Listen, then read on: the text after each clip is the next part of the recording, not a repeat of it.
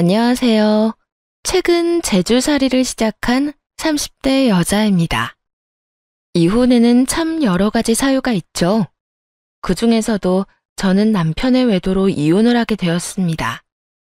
처음 모든 사실을 알았을 때는 내가 뭘 잘못했길래, 내가 뭐가 부족했길래 남편이 나를 배신했을까? 와 같은 이런 멍청한 생각을 많이 했었는데요. 결론은 제 잘못은 하나도 없다는 것이었어요. 제가 잘하든 못하든 관계없이 바람을 피는 인간들이란 그런 짓을 하고도 남을 놈들이더군요. 물론 처음엔 남편이 그런 파렴치한 사람이라는 것을 전혀 알지 못했습니다. 오히려 외도 사실을 알기 전까진 남편과 사이가 좋은 편이었어요. 가끔 있는 시댁과의 갈등에서도 늘 제 편을 들어줬고 사소한 말다툼에도 저에게 늘 져주는 그런 사람이었으니까요. 그런 남편이 이상하단 생각이 든 건 묘하게 저와의 잠자리를 피해야 한다는 느낌이 들면서부터였어요. 어떤 행위를 한다기보다 한 침대에 눕는 것 자체를 피해야 한다는 느낌이랄까요? 제가 잠들기 전까지 소파에서 버티다 들어온다든지 같은 이불 쓰는 것이 불편하다며 본인 이불을 따로 가지고 와 덮기도 하더군요. 하지만 이 모든 건 제 느낌일 뿐이니 왜 피하냐고 묻기도 곤란하더라고요. 거기에다 그 시기에 맞물려 시댁에선 임신 아빠까지 들어오니 스트레스가 이만저만이 아니게 되었죠. 아가, 너희는 아직도 소식 없니? 네, 아직이요. 다른 집엔 하나둘 아이 소식이 들리던데 너희 뭐가 문제인 게야? 혹시 아기 가지기 싫어서 피임 같은 거 하는 거 아니지? 네? 아, 그런 건 아니에요. 걱정해서 하는 말이란 건 알지만 피임 같은 이야기를 심어와 나눠야 한다는 것이 편하지만은 않았습니다. 그것뿐만이 아니었어요. 어디서 이상한 소리를 듣고 와서는 잠자리에 들어야 할 시간까지 정해주더라고요. 내가 아들만 5 낳은 집에 가서 들었는데 그 부부는 밤 10시 전에 잠자리에 들었다고 하더라. 그 부부관계는 자정 넘어가기 전에 끝내고 말이야. 더는 그냥 들어 넘길 수준은 넘었다는 생각이 들었어요. 네네 하며 넘기다간 시모가 안방까지 쳐들어올 태세였으니까요. 어머님, 그런 건 저희가 알아서 할 테니까 그냥 저희 좀 믿고 기다려주세요. 저랑 남편이 어린애도 아니고 엄연히 부부 문제잖아요. 사실 저 이런 이야기 어머님이랑 나누는 거 불편해요. 너 말 참 이상하게 한다. 엄연히 부부 문제? 내 손주 보는 일이 왜 너희 부부 문제니? 그리고 그렇게 큰 소리가 치고 싶었으면 내가 이런 말 하기 전에 아이를 가졌으면 되는 거 아니야? 저도 아이가 갖기 싫어서 그러는 게 아니라고요. 저도 답답해요. 어머님이 이러실 때마다 저도 힘들고 스트레스 쌓인다고요. 얘 봐라. 남들 다 아는 임신도 못하는 주제에 어디서 큰 소리야, 큰 소리가. 저도 오죽했으면 그러겠어요. 시어머니가 부부 잠자리 문제까지 간섭하는데 그걸 어떻게 참고만 있어요. 하여튼 저희 문제는 저희가 알아서 할 테니까 더는 이런 문제로 뭐라고 하지 말아주세요. 시모는 언성을 더 높이며 자신만의 생각을 주장하고 나섰지만 전 그대로 전화를 끊어버렸습니다. 이런 시모 때문에 그렇지 않아도 스트레스가 쌓이는데 남편이 불난집에 부채질을 시원하게 하더라고요. 어느 날은 잠자리에서 뒤척이다 남편과 몸이 닿았는데 글쎄 남편이 소스라치게 놀라며 화까지 내더군요. 100번 양보해서 놀란 건 그러려니 하려고 해도 화까지 내니 저 역시 기분이 좋지만은 않았습니다. 어씨, 갑자기 뭐야? 놀랐잖아. 내가 더 놀랐어. 무슨 화를 그렇게 내? 갑자기 몸이 닿으니까 그렇지. 뭐? 내가 무슨 병균 덩어리라도 돼? 나하고 닿으면 병이라도 걸린대? 부부끼리 좀 닿을 수도 있는 거지. 그게 화까지 낼 일이야? 화를 낸 게 아니라 놀라서 그런 거야, 놀라서. 조심 좀 해. 잠들려고 했는데 당신 때문에 잠 다 깼잖아. 순간이지만 할 말이 없더라고요. 무슨 큰 잘못을 저지른 것도 아니고 부부끼리 몸 좀 닿은 게 저렇게까지 굴 일인가요? 낮에는 심호에 닥달해 밤에는 평균 취급이나 하는 남편까지 제가 왜 이런 취급이나 받고 있어야 하나 회의감이 들더군요. 그야말로 폭발하기 충분한 조건을 갖춘 그런 날이었어요. 당신이 이러는데 임신은 무슨 임신이야? 갑자기 임신 이야기가 왜 나와? 갑자기라니? 어머님이 하루가 멀다고 나한테 연락해서 임신, 피임, 잠자리 이야기하는 거 당신은 몰랐어? 하긴 귀한 아들이라고 당신한테는 연락 한 통 안 하고 나만 들들 볶으셨겠지. 들들 볶다니. 무슨 말을 그렇게 하냐? 우리 엄마가 다 우리 걱정해서 한 말인데. 그래?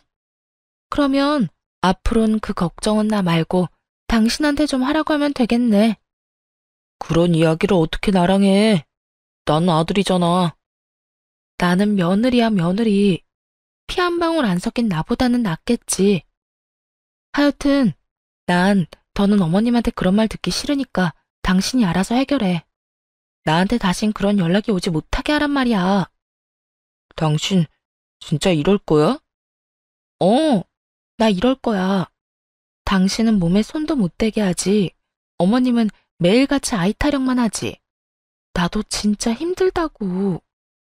그렇게까지 말할 생각은 없었는데 남편의 태연한 태도를 보니 우라가 치밀어 말이 멈추지 않더라고요. 한바탕 부부싸움을 한 다음 날 남편이 연락도 없이 늦은 시간까지 돌아오지 않더군요. 이런저런 걱정에 저도 잠들지 못하고 남편을 기다리고 있었고 새벽 2시가 넘어가던 무렵 남편과 함께 사업을 하고 있는 친구에게서 연락이 오더라고요. 남편이 친구 집에서 술을 한잔 했는데 많이 취했으니 데리러 오라고요. 재수씨, 이 녀석 지금 우리 집에 있는데 술을 좀 많이 먹었어요. 여기서 재우려고 해도 저도 와이프 눈치가 보여서요. 괜찮으시면 좀 데리러 와주시면 안 될까요? 대리기사님을 불러보내려고 해도 걱정이 된다며 전화까지 왔는데 싫다는 말이 차마 나오지 않더라고요. 걱정이 되기도 했고요. 결국 남편을 데리러 가게 되었고 콜택시를 불러 친구의 집에 도착하니 잔뜩 취한 남편이 기다리고 있더군요. 술을 마신 것인지 들이부은 것인지 술독에 빠져 제 몸 하나 제대로 건사하지 못하더라고요. 여보? 우리 여보가 왔어? 여보, 내가 미안해.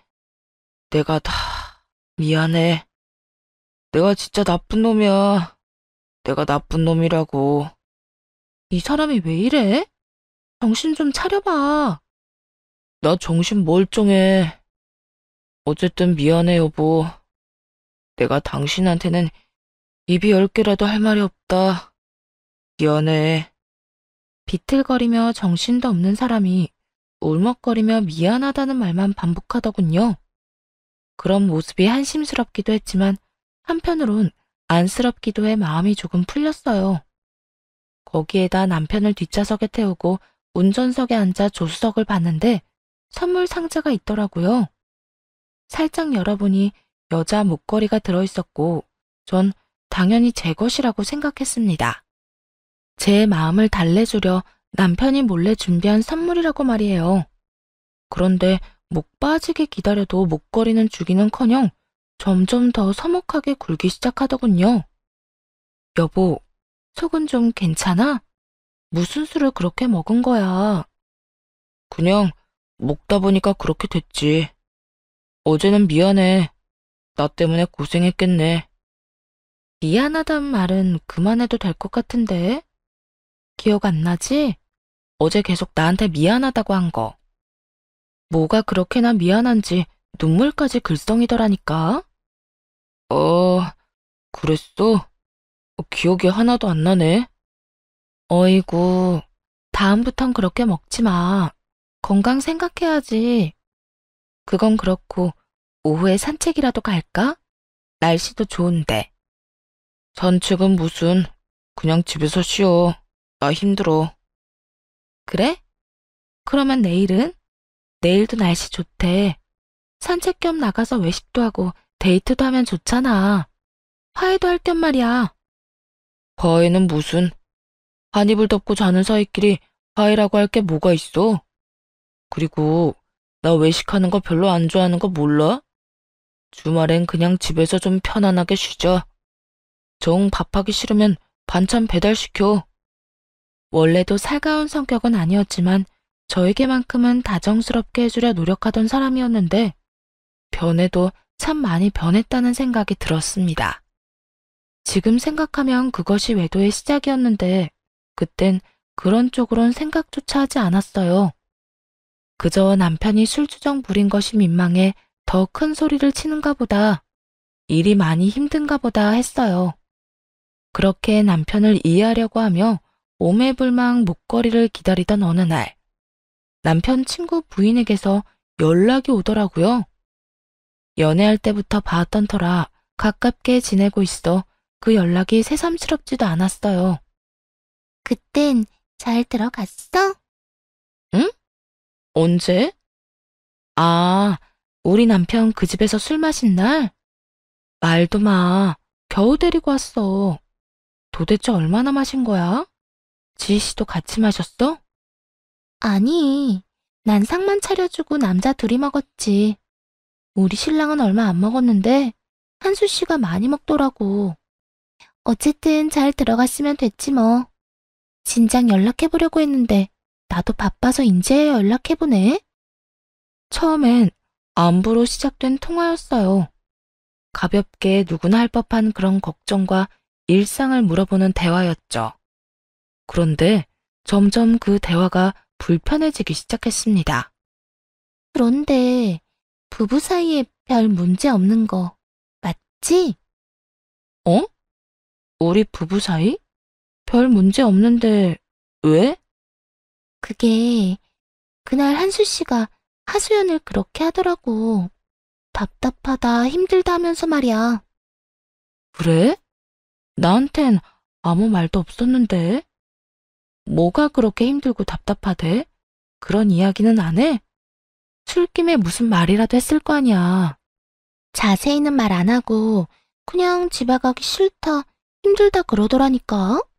그래서 나도 집에 가란 말도 못하고 그냥 먼저 방에 들어가서 잤었어. 썩 유쾌한 말은 아니었죠.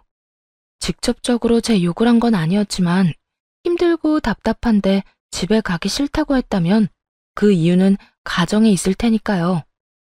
속이야 부글부글 끓었지만 겉으로 내비칠 순 없고 안간힘을 다해 화를 다스리며 가까스로 대화를 이어나갔습니다. 그래? 집에선 별일 없었는데. 오늘 들어오면 대화 좀 나눠봐야겠네. 어쨌든 고마워. 덕분에 우리 남편 소가리가 심하단 걸 알게 됐네. 고맙긴. 하여튼 한수 씨한테 신경 좀 써줘. 요새 주위에 보니까 바람 피우는 남자들이 한둘이 아니더라. 그렇게 방치하다가 한수 씨 바람이라도 나면 누구 손해겠어? 다 가인 씨 손해 아니겠어? 바람은 무슨? 우리 남편 다른 건 몰라도 그런 짓까지 할 사람은 아니야. 알지. 나도 잘 알지. 그래도 혹시 모르는 일이니까 있을 때 잘하자 이 말이지. 기분이 안 나빴냐고요? 당연히 나빴습니다. 이런 말까지 들었는데 기분이 좋으면 그게 더 이상한 거 아닌가요? 하지만 그날 유난히 많이 취했던 남편의 모습도 그렇고 여러 상황도 그렇고 친구 부인이 오죽 걱정이 되면 저런 이야기까지 할까 하며 생각했죠. 그래, 듣고 보니 지희 씨 말도 틀린 말은 아니네. 지희 씨가 오죽했으면 나한테 이런 말까지 하겠어? 난 혹시나 기분 나빠하면 어쩌나 했는데 역시 가인 씨 쿨하니까. 기분 나쁘긴. 앞으로 잘 지켜볼 테니까 지희 씨도 무슨 말 들으면 연락해줘. 아무래도 제일 친한 친구니까 정우 씨는 무슨 일인지 대충이라도 알 수도 있잖아. 응, 알겠어. 아참, 다음 주 모임에 오지?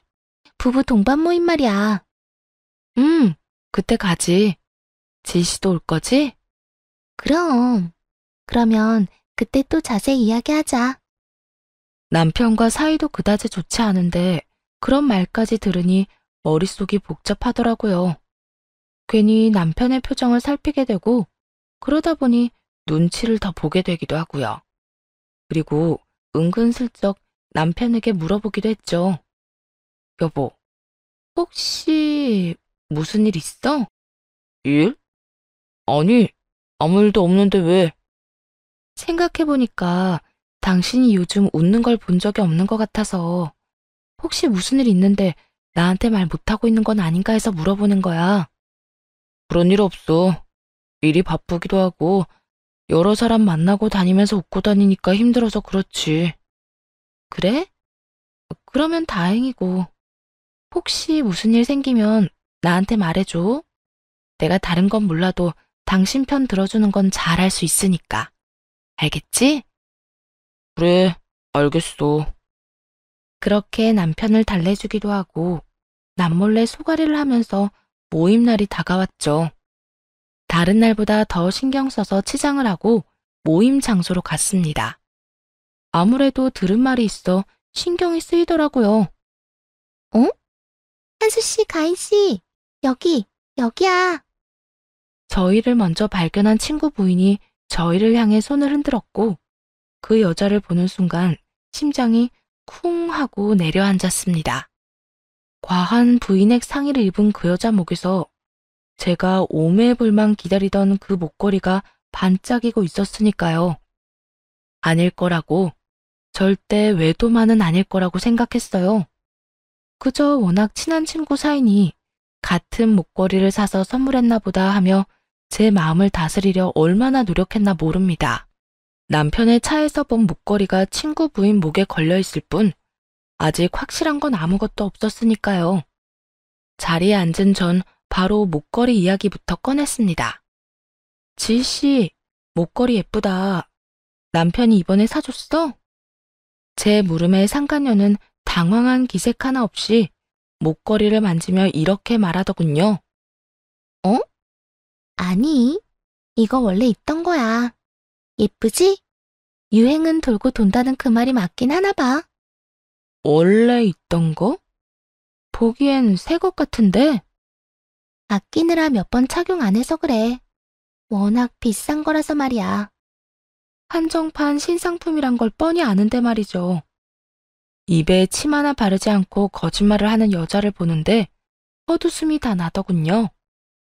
그러면서 저 여자가 저에게 왜 그런 무례한 간섭까지 한 것인지 그 속내를 알게 되었죠. 그건 걱정이 아닌 저를 향한 조롱이었던 것이었습니다. 그것만 해도 피가 거꾸로 솟는 것 같은데 눈이 마주칠 때마다 묘한 웃음을 보이며 목걸이를 매만지더라고요. 모르고 봤다면 그저 목걸이 자랑을 과하게도 하는구나 했을 텐데 모든 사실을 다 알고 보니 기가 막힐 노릇이었죠. 마치 이거 네 남편이 나 좋다고 사준 목걸이인데 넌 모르지? 내가 너한테 이겼어. 이런 상간녀의 목소리가 들리는 듯 했죠. 그것뿐만이 아니었어요. 상간녀는 모두가 있는 자리에서 대놓고 남편에게 이것저것 부탁을 하더라고요. 남편과 제가 대화를 나누는 타이밍에만 말이에요. 여보, 왜 이렇게 못 먹어? 어디 안 좋아? 아니, 그냥 속이 안 좋아서. 난 괜찮으니까 신경 쓰지 말고 당신이나 먹어. 저기, 한수씨, 거기 앞에 있는 고기 좀 덜어줄래요? 고기가 먹고 싶은데 내 앞엔 고기가 없어서요. 상간녀의 말이 떨어지기가 무섭게 남편은 고기 접시를 통째로 상간녀에게 건네주더라고요. 고기요? 여기요, 다 드세요. 여긴 먹을 사람도 없어요. 어머, 이걸 다 주면 가인 씨는 어떻게 하라고요? 와이프 속이 안 좋다네요. 그냥 지씨 마음껏 드세요. 고기 좋아하시잖아요. 어머나, 감사해요. 많은 사람들의 시선에도 아랑곳하지 않고 주고받는 두 사람의 눈빛엔 여태 눈치를 채지 못한 것이 이상할 정도로 애정이 묻어나더군요. 거기에다 중간중간 저를 바라보는 상간녀의 눈빛에서 느껴지는 비웃음, 우월감, 모욕이 저를 끊임없이 괴롭게 만들었습니다. 당장이라도 그 자리를 뒤집어 엎어버리고 두 연놈에게 욕이라도 하고 싶은데 그럴 수도 없는 상황이었죠. 증거라고는 그 목걸이 뿐인데 그것이 남편의 차에 있었단 사실은 저만 아는 것이니 말이에요.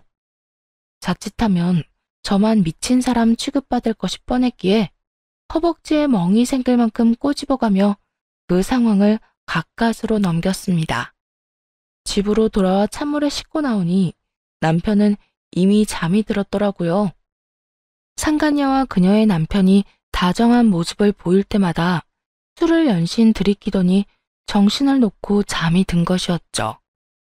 다른 건 다 지워지고 없었는데 그날 당일 모임 자리에서 두 사람이 문자로 나눈 대화와 모임이 끝나고 난 후 상간녀가 보낸 문자가 남아있더라고요. 오늘 자기 와이프 좀 이상하다. 혹시 눈치챈 거 아니야? 눈치채기는 이 여자 눈에서 보는 앞에서 우리가 손을 잡아도 눈치 못 챌걸? 하긴 내가 그 여자랑 눈 마주칠 때마다 자기가 사준 목걸이를 그렇게 만졌는데도 모르긴 하더라. 어쩌면 그렇게 둔할까? 그 여자가 그렇게 둔한 덕에 우리가 1년 동안 아무 문제 없이 잘 만날 수 있었던 거야. 그러니까 조심 좀 해.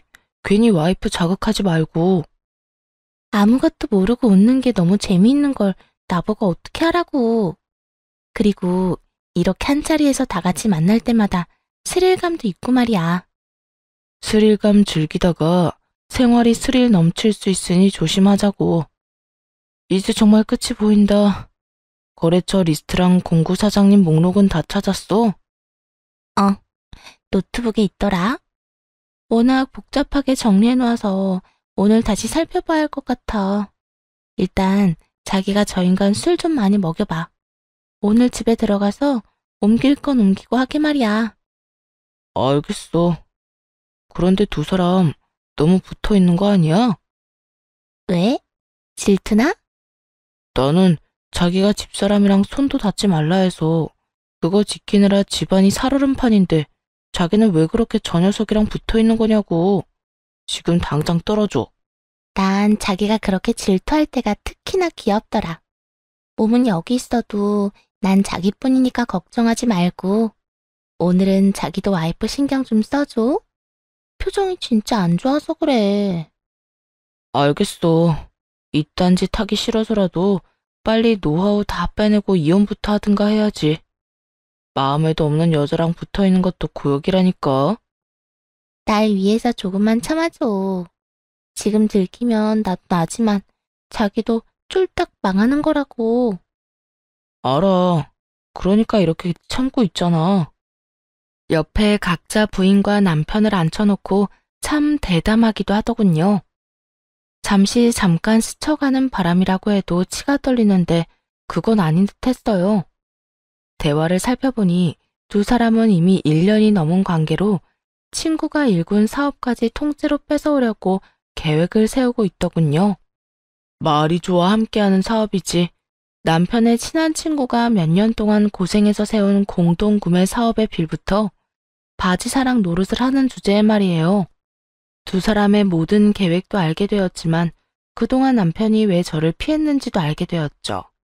그 모든 것은 상간녀가 시킨 것이었고 앞서 말씀드렸다시피 그날도 남편에게 문자를 남겨놨더라고요.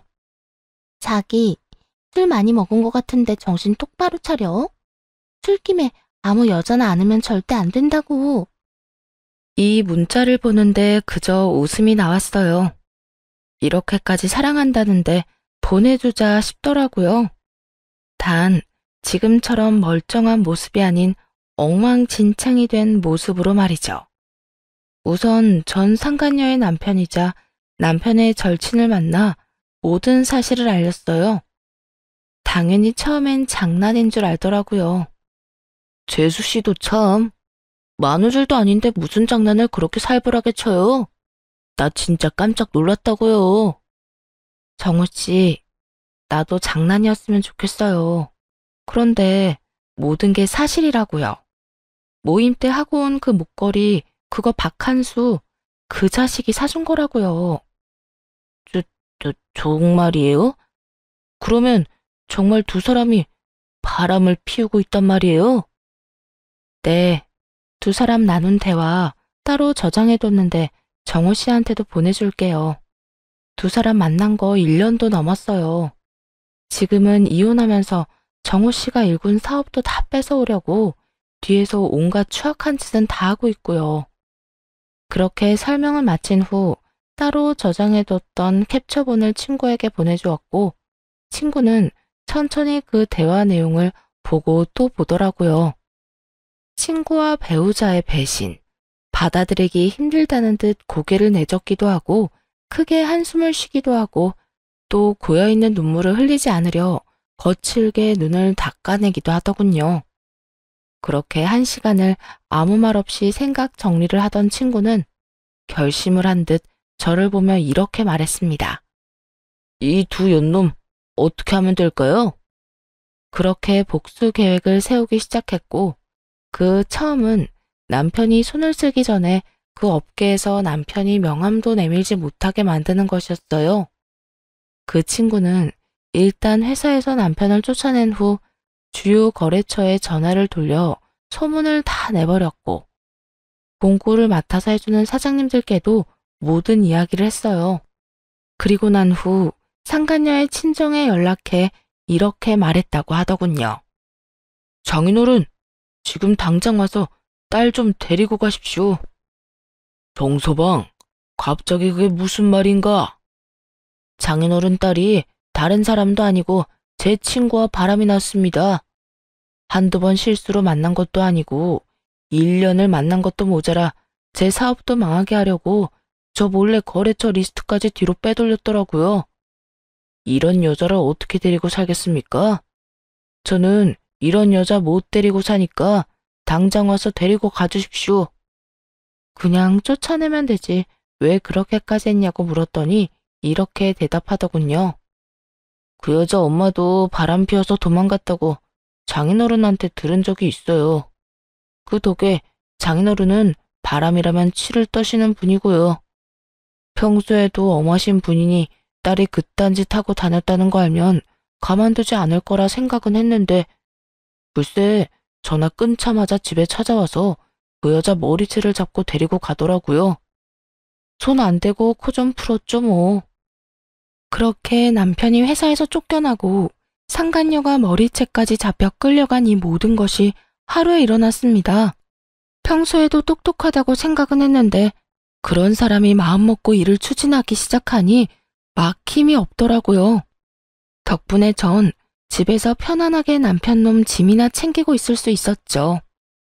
그렇게 남편을 기다리고 있으니 하루아침에 불쌍한 신세가 된 남편놈이 더 불쌍한 꼴을 한 상간녀의 손을 잡고 집으로 들어오더라고요.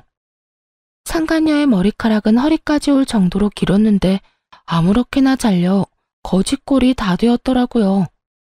가만히 당하고 있자니 대머리가 될 것 같아 도망친 것이 분명해 보이더군요. 손 안 대고 코 풀었다는 말이 절실하게 가슴에 와닿아 웃고 있는데 그런 저를 본 상간녀가 약이 오를 대로 올라 화를 내기 시작하더라고요. 너 지금 웃어? 지금 내가 이 꼴이 된 게 누구 때문인데 네가 웃어? 넌 양심도 없더니 생각도 없구나.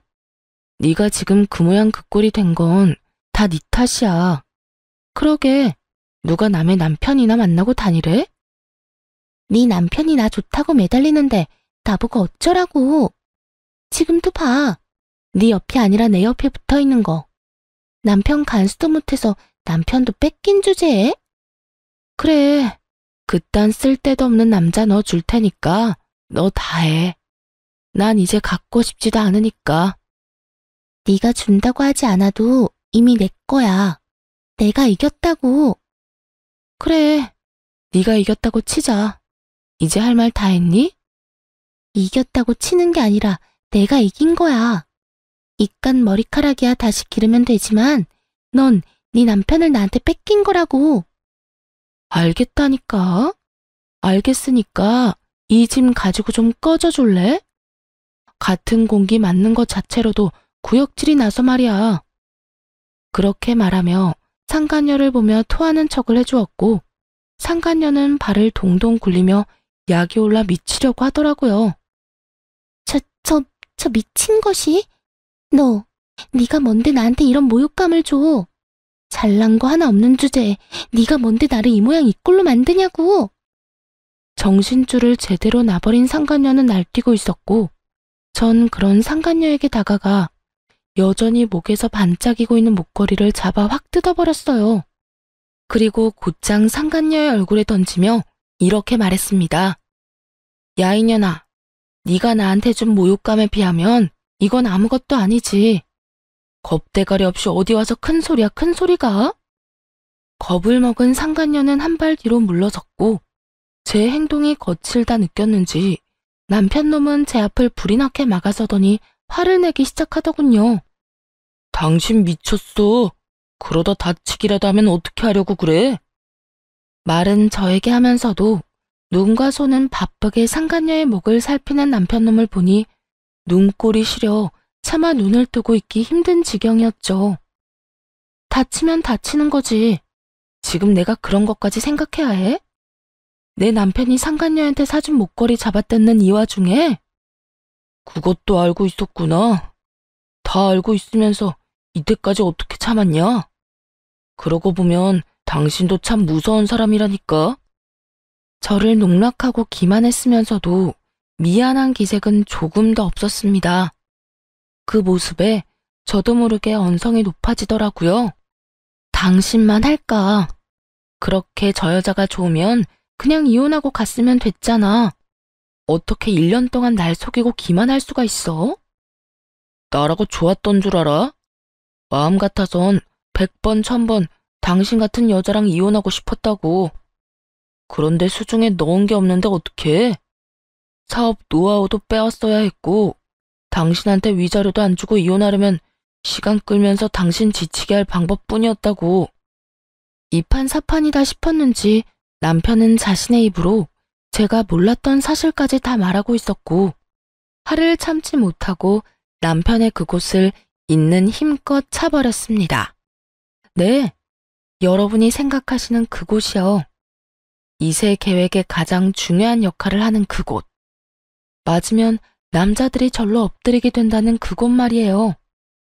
남편은 억소리를 내며 제 앞에 엎드리게 되었고 전 인정사정 없이 주먹으로 내리쳐버렸어요.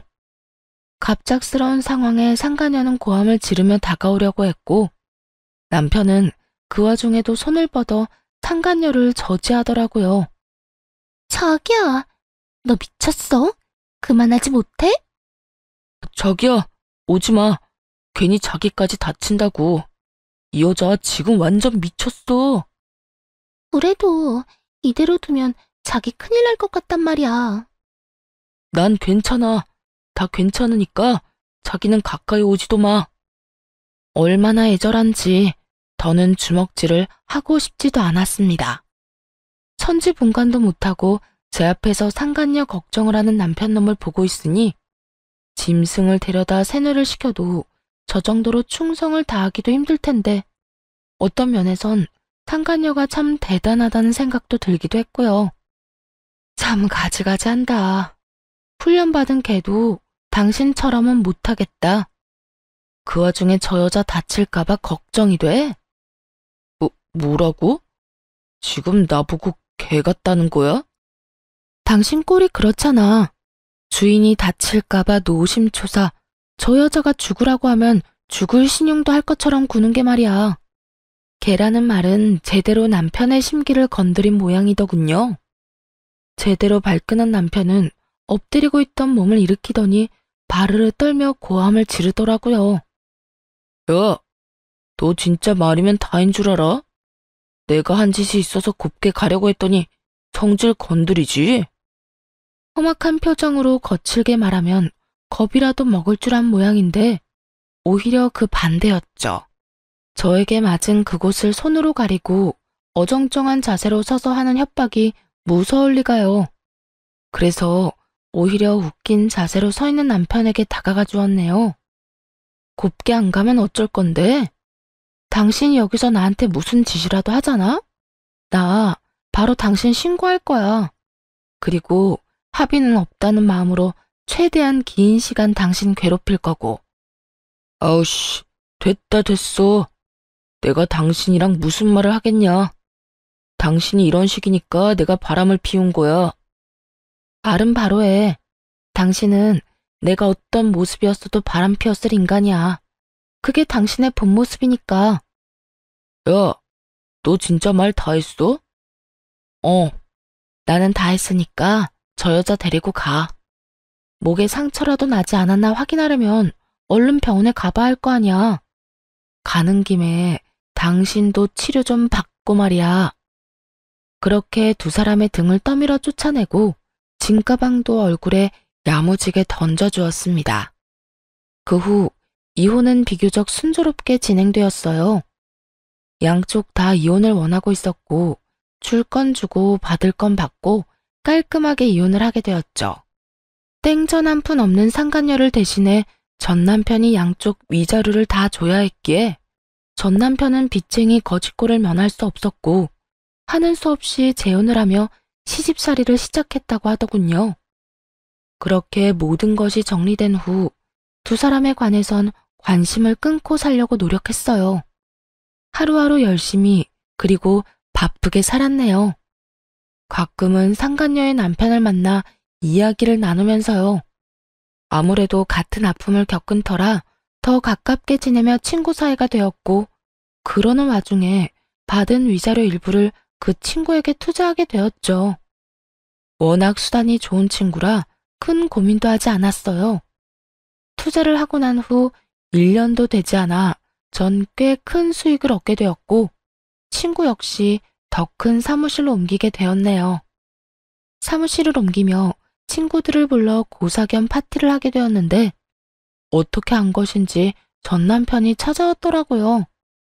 대낮부터 술에 찌든 모습으로 말이에요. 이야, 너희는 살만한가 보다. 이렇게 좋은 사무실에서 파티도 하고 말이야. 당신도 있었네. 내 신세 다 망쳐놓은 인간들이 여기 다 있네. 좋다, 좋아. 당신 미쳤어? 여기가 어디라고 찾아와.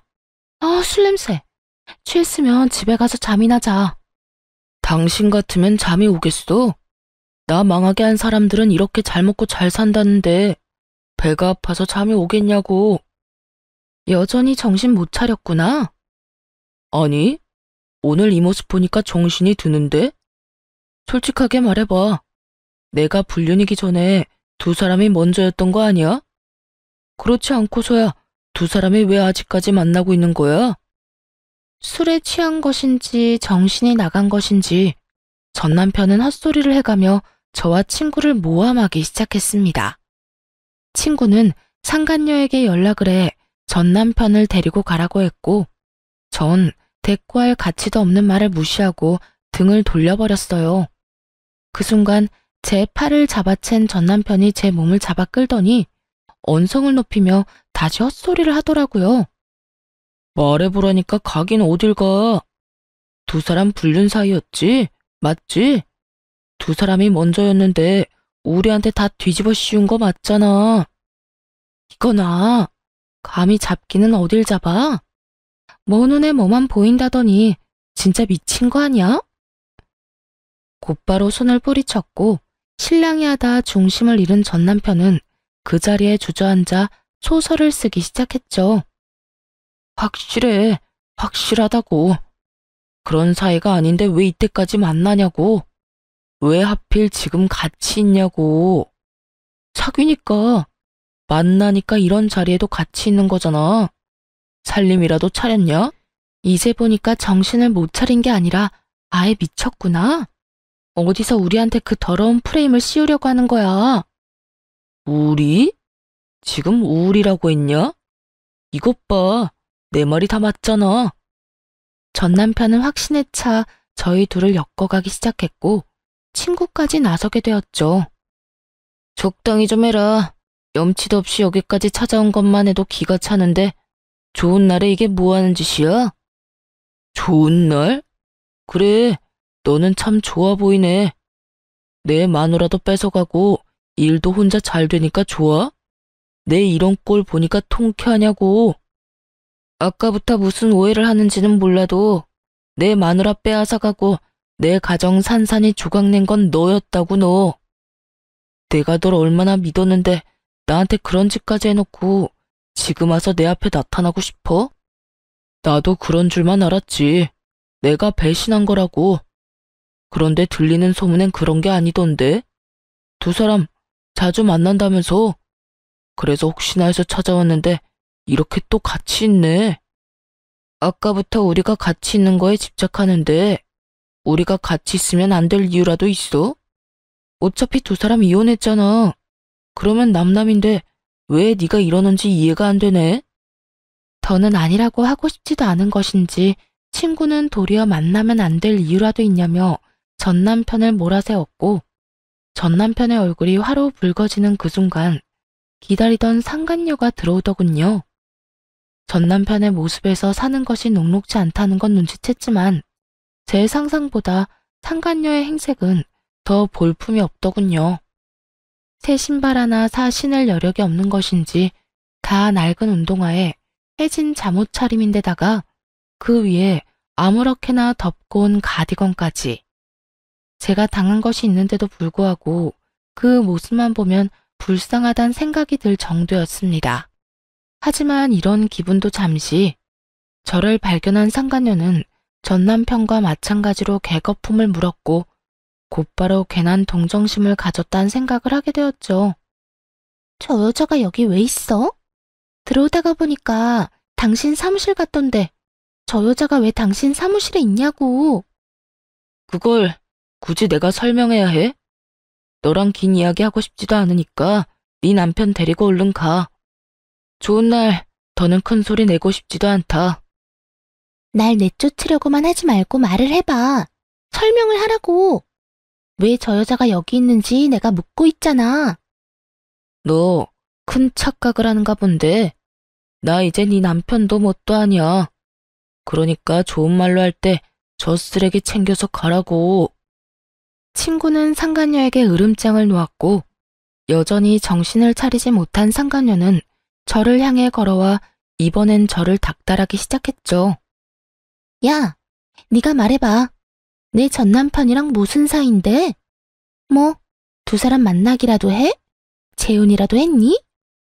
내가 대답할 의무 있어? 대답해. 대답하란 말이야. 내가 뭐라고 답하든 내 말 믿을 것도 아니잖아. 이미 머릿속에 다 상상했을 거고 그 머릿속에 있는 그대로 믿을 거면서 왜 귀찮게 묻고 그래? 말 돌리지 말고 대답해. 두 사람 만나고 있지? 아니, 애초에 두 사람이 먼저 바람 피우고 있던 거 아니야? 그러면서 우리한테 다 뒤집어 씌우고 위자료 한 먹 뜯어낸 거 아니냐고. 둘이 약속한 것도 아닐 텐데 똑같은 생각에 똑같은 말까지 할 수 있는지 천생연분은 천생연분이구나 했네요. 상간녀는 개거품을 물며 저를 몰아세우고 있었고 전 자연스럽게 친구에게 다가가 팔짱을 꼈어요. 아무리 설명해도 들을 인간들도 아니고 이왕 받은 오해 이런 식으로 약이나 올리자 하는 마음이었죠. 바람 같은 거 피운 적은 없는데 결론적으론 이렇게 됐네. 고마워. 이렇게 멋진 남자 두고 저딴 쓰레기 같은 남자 데리고 가줘서 말이야. 저는 이렇게 말하며 머리를 친구의 어깨에 기댔고 그 모습에 상간녀는 침까지 튀기며 화를 내더군요. 미쳤어? 감히 누구 어깨에 머리를 기대? 당장 떨어져. 당장 떨어지란 말이야. 내가 왜? 과거엔 네 남편이었을지 몰라도 지금은 내 남자라니까?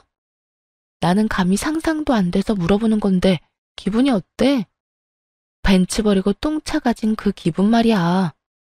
제 도발에 상간녀는 악이 받친 고함을 질렀고 어느새 다가온 전 남편이 다시 시비를 걸어오길 시작했습니다. 그것 봐. 내 말이 맞았다니까. 내가 준 위자료 다시 내놔. 내가 그 위자료 때문에 진 빚이 얼마인 줄이나 알아? 내 돈 내놔. 내 돈 내놓으라고. 전 남편의 행패가 시작되자 저와 같은 생각을 했는지 친구가 제 어깨에 팔을 두르더라고요. 그리곤 전 남편을 보며 이렇게 말했죠. 그 돈을 우리가 왜 줘? 우린 외도가 아니라 사랑이라니까. 불륜이 아니라 연애라고, 연애. 뭐? 사랑? 연애? 저 여자 내 마누라였던 여자야. 내 여자였다고. 그래, 알아. 그래서 너한테 고마워. 이렇게 가분한 여자 두고 저딴 여자 데리고 가줘서 말이야. 덕분에 내가 요즘 살면서 제일 행복한 시간들을 보내고 있다. 그 순간 전 남편은 친구에게 달려들었고 난장판이 되는 건 한순간이었습니다. 그 와중에 상간녀는 전 남편을 떼어놓고 친구를 챙기느라 정신이 없어 보이더군요. 그런 긴박한 상황에서도 그런 머리를 굴리는 상간녀에게 다시 한번 감탄하게 되었죠. 사무실에 모여있던 친구들의 도움으로 두 사람은 떨어지게 되고 여전히 친구의 옆에 붙은 상간녀의 모습에 전 남편은 다시 화를 내기 시작했어요. 당신 지금 누구 옆에 붙은 거야? 왜? 전 남편 보니까 옛 생각이라도 나? 다시 돌아가고 싶어? 그래, 다시 돌아가고 싶다. 지금 내 꼴을 좀 봐. 당신이 나라면 후회되지 않겠어? 뭐야? 내가 누구 때문에 이 모양 이 꼴이 됐는데. 당신이 먼저 나한테 꼬리 쳤잖아. 당신이 먼저 나한테 이혼만 하고 오면 뭐든 다 내 뜻대로 하게 해준다고 했잖아. 내가 언제? 난 기억도 안 나거든? 어쨌든 난 이제 당신 같은 남자랑 살고 싶지 않아.